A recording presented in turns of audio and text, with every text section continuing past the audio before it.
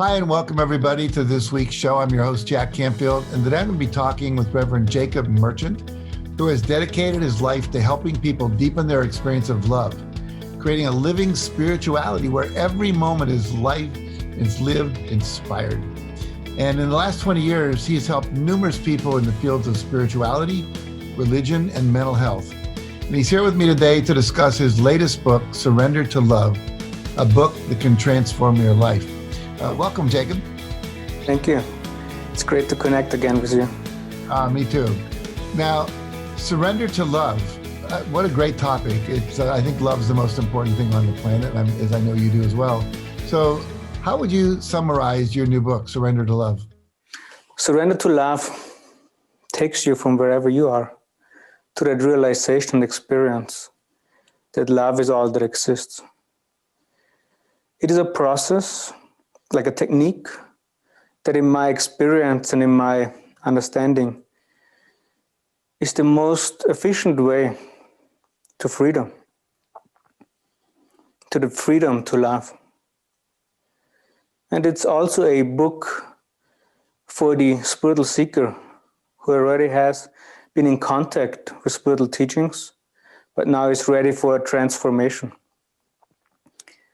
For example, just like a caterpillar that undergoes metamorphosis and becomes a butterfly, surrender to love is this metamorphosis from the I into infinite love. And if I would share a story that's in the book that relates to that, many years ago, I was at home, it was Christmas, and I was listening to who was my spiritual teacher at that time, Dr. Wayne Dyer. And his words were passing by on me, and in a way the whole world was passing by on me. And then I had this spiritual experience. There was this knowingness. It was beyond the mind, beyond the intellect, even beyond thoughts. It was an absolute knowingness.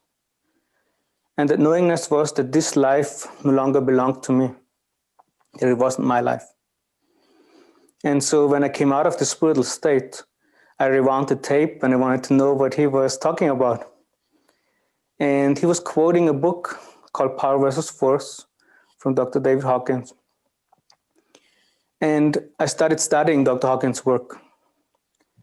And at a certain point, Dr. Hawkins says, if Jesus, Krishna, Buddha, whatever you call the divine love, would stand right here in front of us, we would say, anything you want, Lord, anything. And that eventually brought me here to Sedona.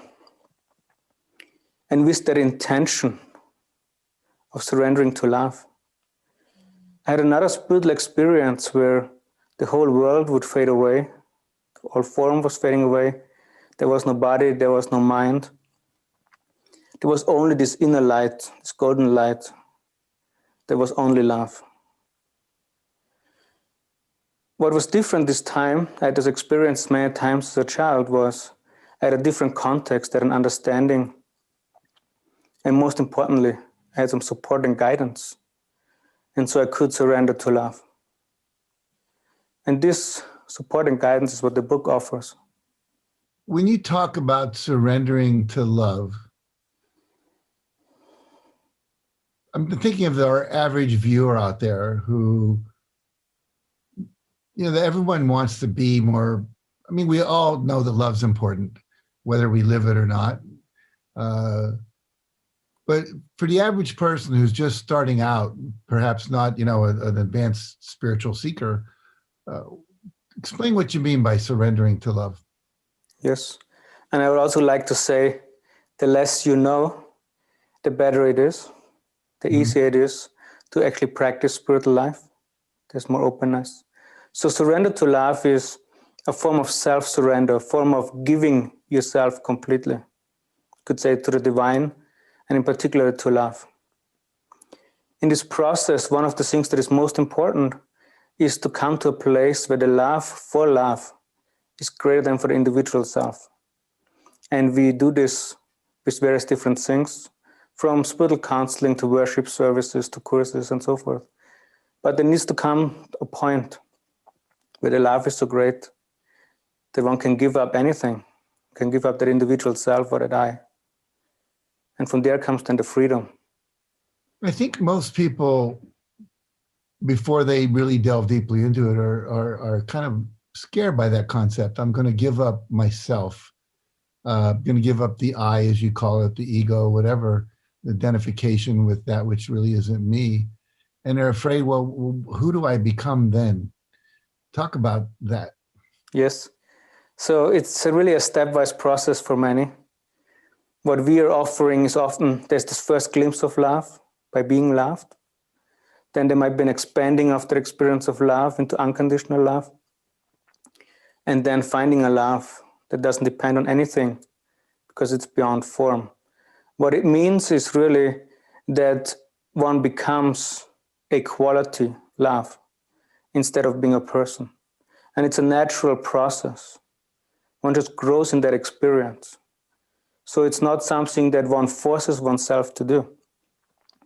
And the fear is cushioned by the presence itself. Talk about the book a little bit. The book it contains some really, I think, deep concepts about what love is, what it isn't, and so forth. And then there are exercises in the book that help people to let go of that which isn't love and to surrender more deeply into. Can you talk a little about the contents of the book? So yes, the first part of the book describes the journey of love. It describes all the different types of manifestations of love. It describes first the love that most people are able to relate to. There's romantic love, there's physical love, personal love. There's the love from a parent to a child, to a husband, to a wife. And there's also spiritual love that then starts to go beyond that, where it becomes a lovingness, it becomes who one is. And then the book goes even further, describing the different qualities that one experiences. And the book also includes many practices, as you said. It focuses on the components that are surrendered to love. One we already talked about, which is devotion or devotion to love. Another most important one is humility. We work with humility in absolutely everything we do. It's in all the different books. It's in the courses. And humility essentially means that I don't know. Show me thy love in its place. And there's a great freedom that comes with that.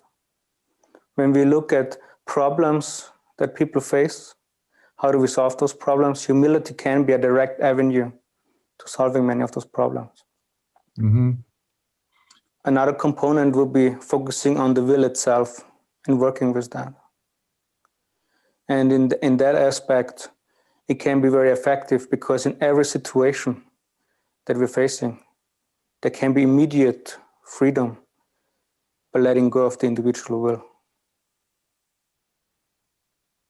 Say what you mean by that, letting go of the individual will.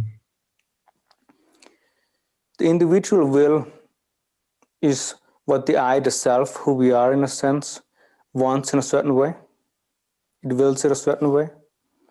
And once that is removed from a situation, love can take its place.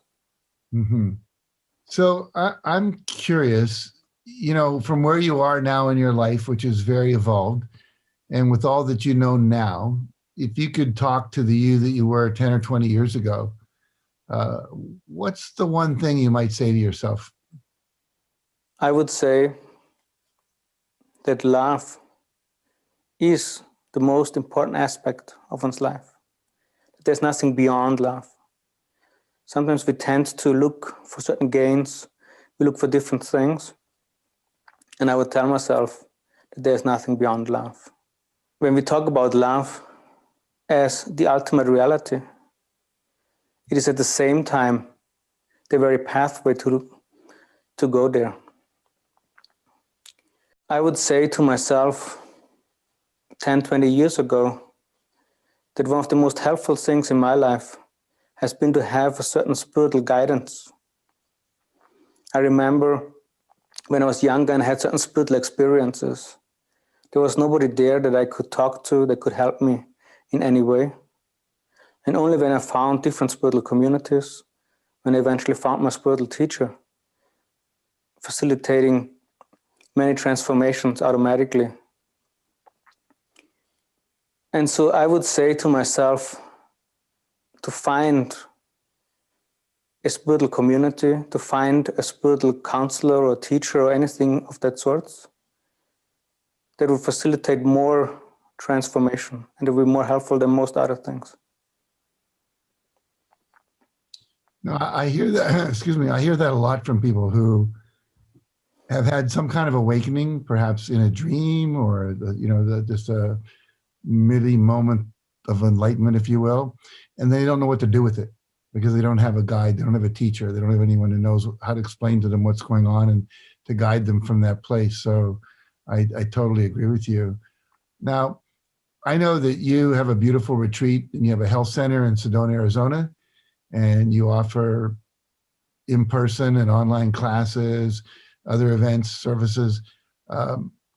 Talk about that for a brief moment and then share how people can reach out to get more help or more information about those. Okay, the first step probably would be to look at one of our websites. There's a lot of different things you can find there. The book, 10 Principles to Living Spirituality, can be downloaded there for free. It's a very complete spiritual pathway in itself. It also describes what we do and who we are. And from there, we offer daily morning meditations. We offer an evening call. We live stream an evening devotional service. And we even have free online courses, all of which can be an introduction in what we're doing. And you know when you're ready to receive spiritual counseling or spiritual guidance of any way. And that knowingness leads into that metamorphosis of love. And so what's the websites or that they should go to? There is jakobmerchant.com and communionwithlove.com. Very good. Very good. Well, thank you so much for several things, for devoting your life to love, for sharing it with the other people, for writing this book, and for being on our show today, letting people know that there is a place where they can learn more and surrender into who they truly are. So thank you, Jakob. Thank you, Jack. My pleasure. All right. For those of you, I also want to thank you for showing up today and being here and listening to Jakob and myself talk about this. I really encourage you to check out his work, go to his website, and the book, Surrender to Love. It really is the essence of what we all want to be experiencing because it's who we are. We just have to surrender into it. Sometimes what we think is the most difficult thing can be something that can happen in a moment if we're willing to devote our full commitment and attention to it. So thank you for joining us this week. Please join us again next week. We'll have another wonderful guest who can help you get from where you are to where you want to be, or in this case, from where you are to who you really are. So thank you very much for joining us, and we'll see you next week. Until then, stay safe and stay healthy.